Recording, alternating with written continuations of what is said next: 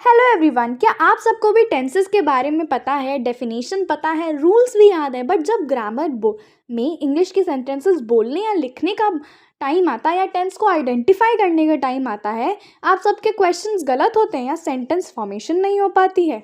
तो इसके लिए I have a solution. Tenses को अगर हम इस तरह से देखें तो टेंसेस काफ़ी सिंपल है।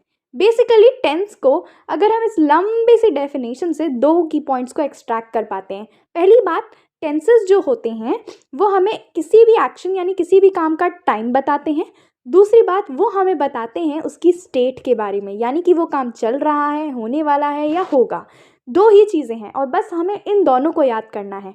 अब हम इनका कैटेगराइजेशन भूल जाते हैं कि टेंसेस के 12 टाइप्स होते हैं। नहीं, टेंसेस को दो काम होते हैं, टाइम और एक्शन बताने का। बस इस टाइम और एक्शन को बताने के लिए ही we have all the kinds, जिसके अंदर जो ये वाली साइड है, दिस शोज द ये वाली साइड हमें बताती है कि किस तरह से टेंसेस की अलग अलग स्टेट्स होती हैं, और ये वाली साइड हमें टाइम के बारे में बताती है। तो जब भी हमें कोई सेंटेंस फॉर्म करना है, जैसे कि मैं खाना खा रही हूँ, आई एम ईटिंग, सो मैं खाना खा रही हूँ, सबसे पहले मैं देखूंगी मेरे सेंटेंस का टाइम क्या है, यानी कि किस टाइम में हो रहा है वो काम। अगर वो प्रेजेंट में है प्रेजेंट, पास्ट में है पास्ट, फ्यूचर में फ्यूचर। तो बेसिकली पहले हमें उसका टाइम सेलेक्ट कर लेना है। हमने उसका टाइम अगर सेलेक्ट कर लिया कि मैं खाना खा रही हूँ, ये काम प्रेजेंट में है, उसके बाद में मुझे उसका स्टेट सेलेक्ट करना है कि मैं खाना खा रही हूँ, ये चीज़ अभी चल रही है, हो चुकी है,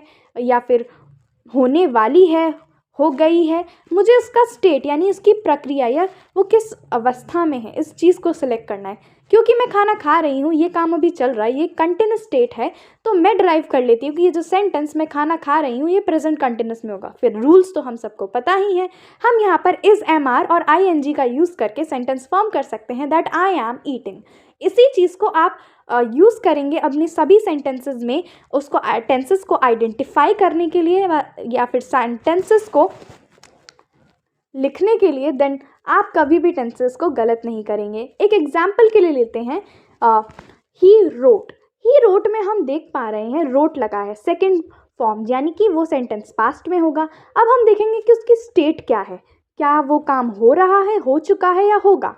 तो हम ये देख पा रहे हैं कि एक सिंपल ही सेंटेंस है कि ही रोट, उसने लिखा, हमें बताया ही नहीं जा रहा वो काम होने वाला है, होगा।